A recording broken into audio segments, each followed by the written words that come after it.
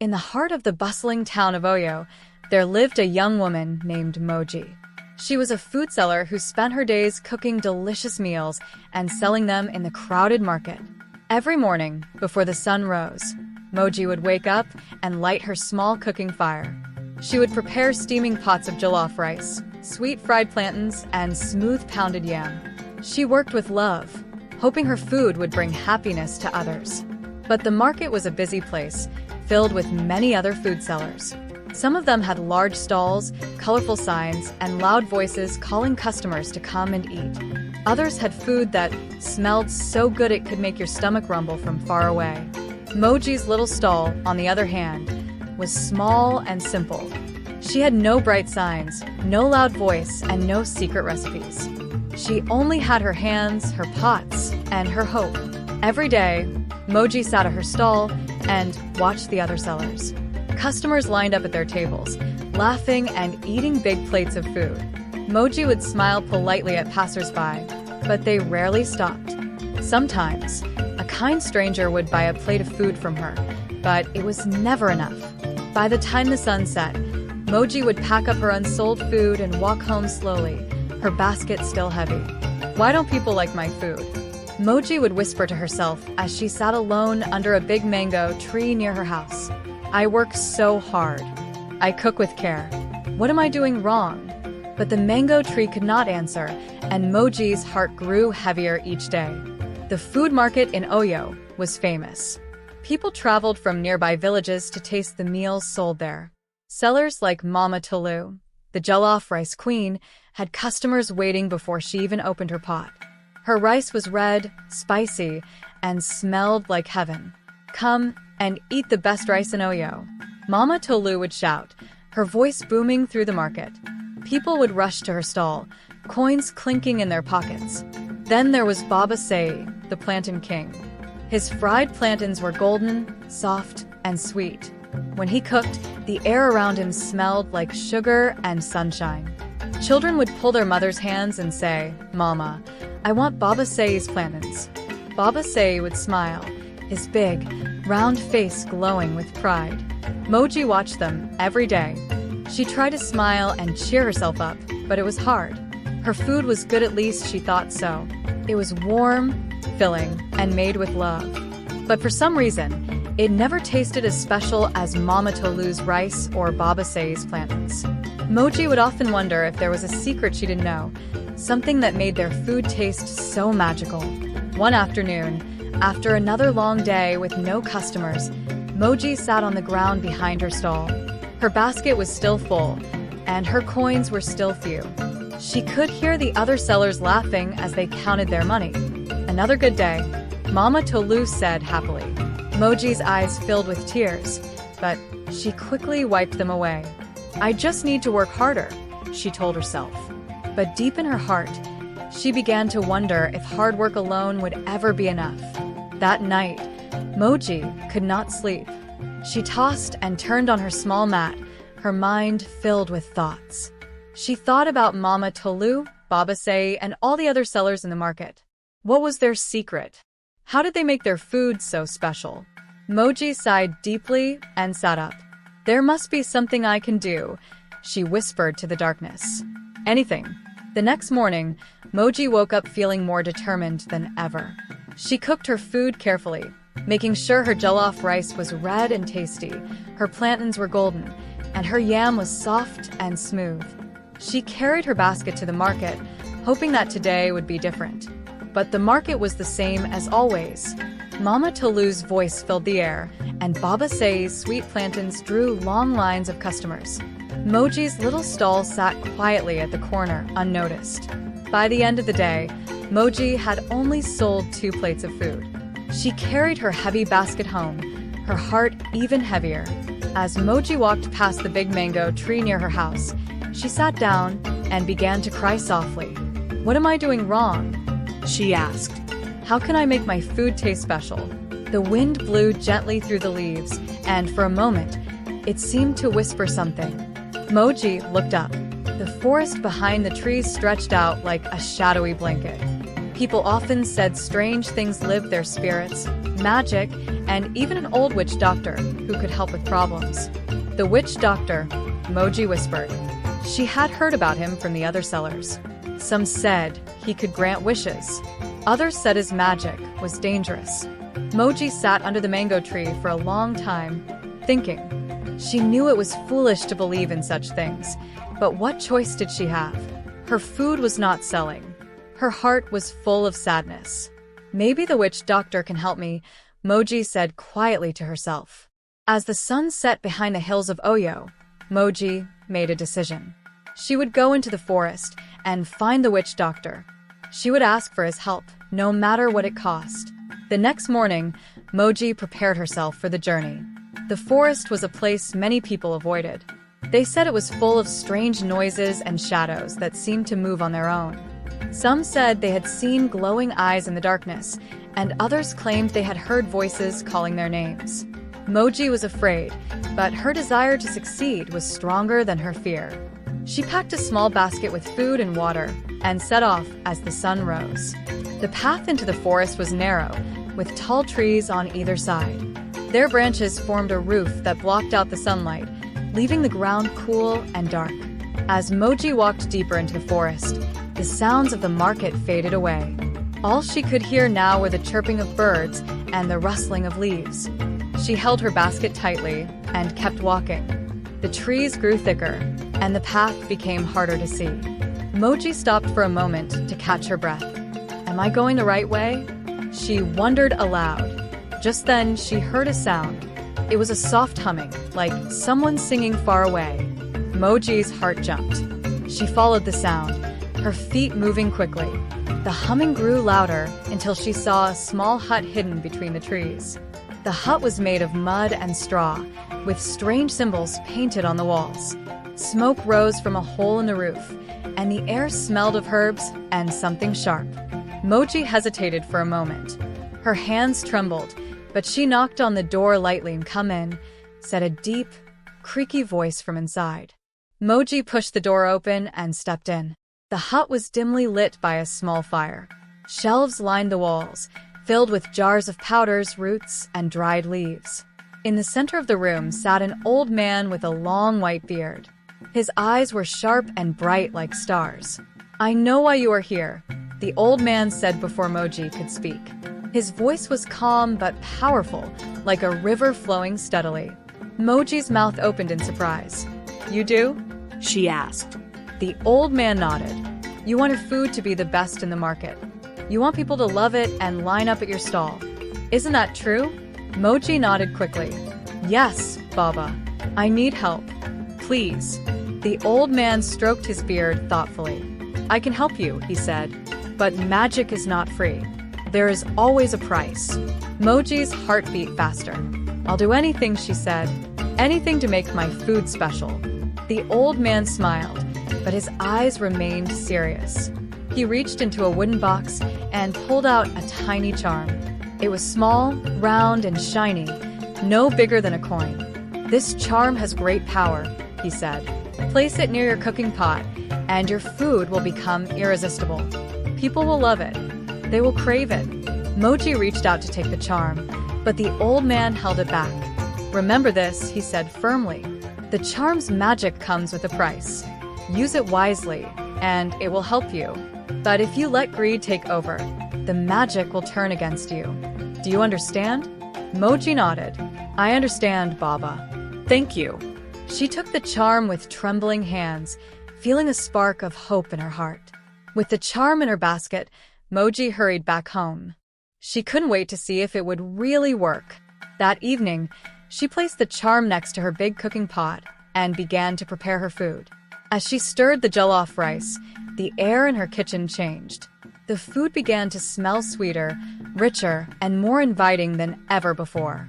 When Moji tasted the rice, her eyes widened. "This is amazing," she exclaimed. The flavor was perfect, better than anything she had ever cooked before. She fried her plantains and pounded her yam, and each dish was just as delicious. The charm's magic was real. The next morning, Moji carried her food to the market with excitement. As soon as she set up her stall, The sweet smell of her food filled the air. People turned their heads, sniffing and looking curious. "What is that?" someone asked. "It smells wonderful." For the first time, customers lined up at Moji's stall. They tasted her food and couldn't stop praising it. "This is the best food I have ever eaten." A man said, "Give me more." A woman cried. Moji's heart swelled with pride as she served plate after plate. By the end of the day, her basket was empty, and her pockets were full of coins. As Moji walked home that evening, she smiled for the first time in a long while. "The charm is working," she said to herself. "My life is about to change." The days that followed were like a dream for Moji. Every morning, she cooked her food with the charm close to her pots, and every day, customers flocked to her stall. The once quiet corner of the market became the busiest spot. People came from near and far, bringing their friends and families to taste Moji's magical meals. Her fame spread beyond Oyo. Travelers spoke of the young woman whose food was so delicious it could make anyone smile. "You haven't lived until you've tasted Moji's cooking," they would say. Moji's coins piled up, and soon she was able to buy a bigger stall, new cooking pots, and bright signs with her name on them. But as her success grew, so did her pride. Moji began to look at the other sellers with pity. "They're trying so hard, but they can never be like me," she thought. She no longer greeted Mama Tolu or Baba Say in the mornings. Instead, she sat at her grand stall, watching the long line of customers with a satisfied smile. One evening, as Moji counted her earnings under the light of a lantern, she noticed the charm glinting in the corner of her kitchen. She picked it up and held it close, remembering the witch doctor's words. "Use it wisely, and it will help you. But if you let greed take over, the magic will turn against you." Moji frowned. "What does he know?" She muttered. "This charm has brought me nothing but success. What harm can come from using it a little more?" The next morning, Moji decided to prepare extra food. "If a little magic is good, then more magic will be even better," she reasoned. She placed the charm closer to her pots and whispered to it, "Make my food even sweeter, even more delicious, /U2O1D and the food smelled richer than ever before, and customers were even more eager to buy it. But as they ate, some of them frowned slightly. "It's so sweet," one man said, though he still finished his plate. "Almost too sweet," Moji ignored the comment, confident that her food was perfect. As the days went by, more customers began to complain. "Your food tastes different," a woman said, pushing her plate away. "It's too sweet. It doesn't taste natural." Moji's smile faltered, but she waved the woman off. "What does she know about good food?" Moji muttered. She continued to use the charm, adding more magic to her cooking. One day, a young boy named Ade came to her stall with his mother. He took one bite of the food and wrinkled his nose. "Mama, I don't like it," he said. "It tastes funny." Moji overheard the boy and felt her anger rise. "How dare you insult my food?" she snapped. The boy's mother apologized and quickly led him away, but whispers began to spread through the market. People started to talk. "Have you noticed something strange about Moji's food? It's not as good as it used to be. Maybe the magic is wearing off." Moji tried to ignore the gossip, but the lines at her stall grew shorter each day. Her rivals, Mama Tolu and Baba Say, began to regain their customers. Moji's heart filled with panic. "Why is this happening?" She cried one night, staring at the charm on her table. "You were supposed to help me." The charm lay silent. It shined duller than before. Moji's mind raced. "Maybe I'm not using it enough," she thought. Desperate, she placed the charm directly into her pot the next morning, hoping it would make her food as irresistible as it once was. But the food that came out was worse than before. It was cloyingly sweet, with a strange metallic taste. Customers spat it out and demanded their money back. Some even accused Moji of poisoning them. "I don't know what's happening," Moji pleaded, but the people didn't believe her. They began to avoid her stall entirely, and her once busy corner of the market became quiet again. Moji's coins dwindled, and her heart grew heavy with regret. One evening, as the sun set over the hills, Moji sat alone in her empty stall.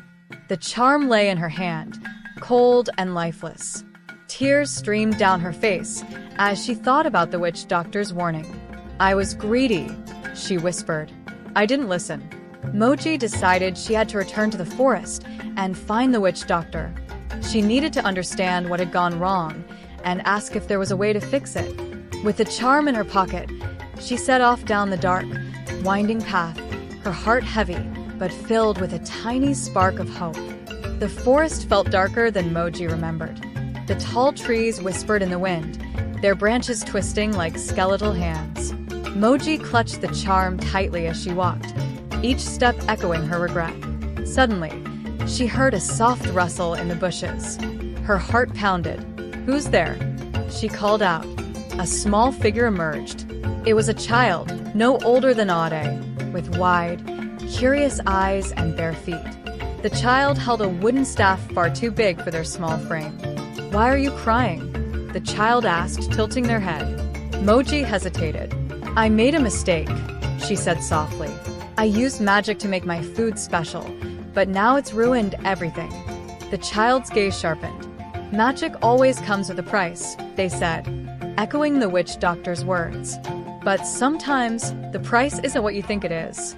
Before Moji could ask what they meant, the child pointed the staff at her. The air shimmered, and Moji felt a strange tug, as if something deep within her was being pulled away. When Moji opened her eyes, she was no longer in the forest. She stood in a dimly lit hut, and before her sat the witch doctor. His piercing eyes studied her, but there was a hint of sorrow in them now. "You have returned," he said, "but not alone." He gestured behind her. Moji turned and gasped. Standing in the corner was a shadowy figure, tall and thin, with hollow eyes that glowed faintly. It looked like it was made of smoke and darkness. "What is that?" Moji whispered, fear gripping her. "That," the witch doctor said gravely, "is the price you did not see. Every time you used the charm, it drew from your essence. This shadow is what remains of your greed and pride. It will follow you until you make amends." Moji's knees buckled. "How can I fix this?" she begged. "Please, I'll do anything."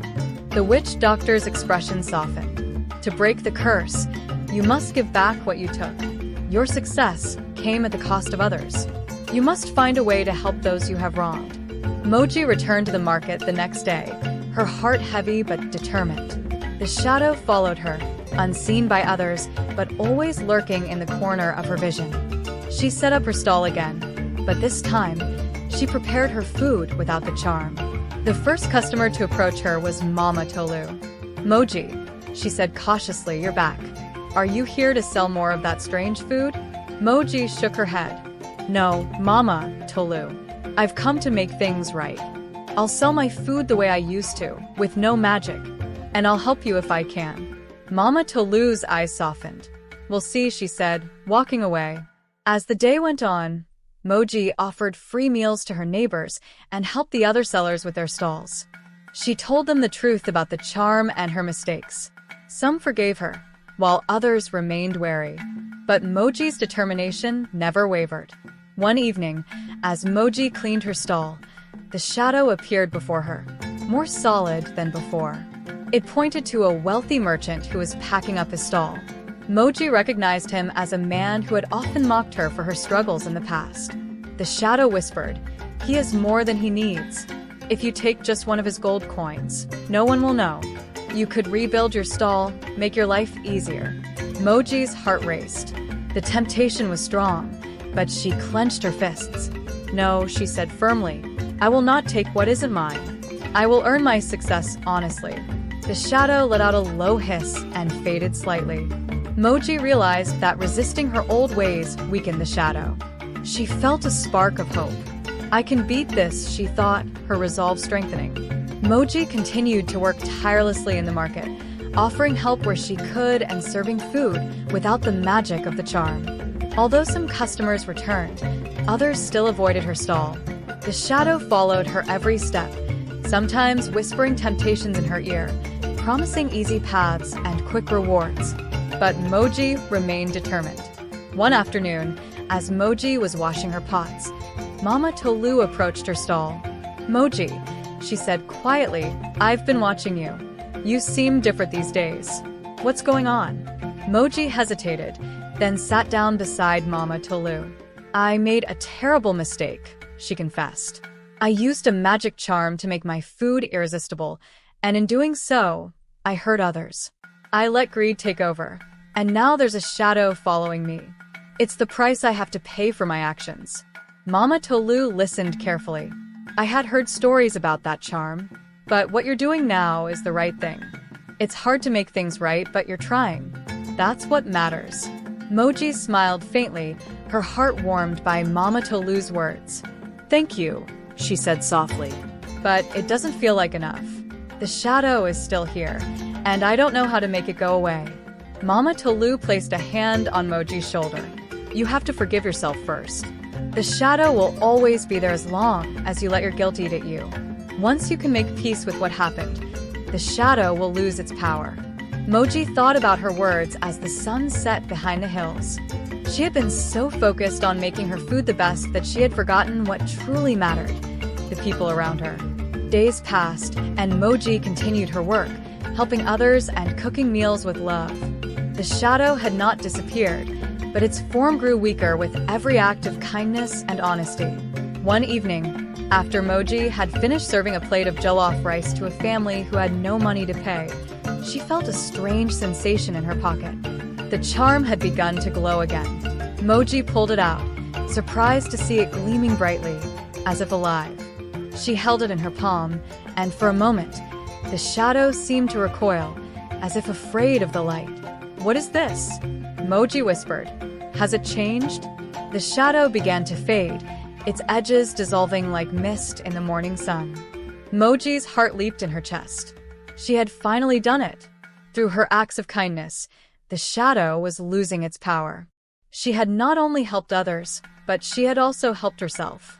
With the shadow gone, Moji stood taller than she had in a long time.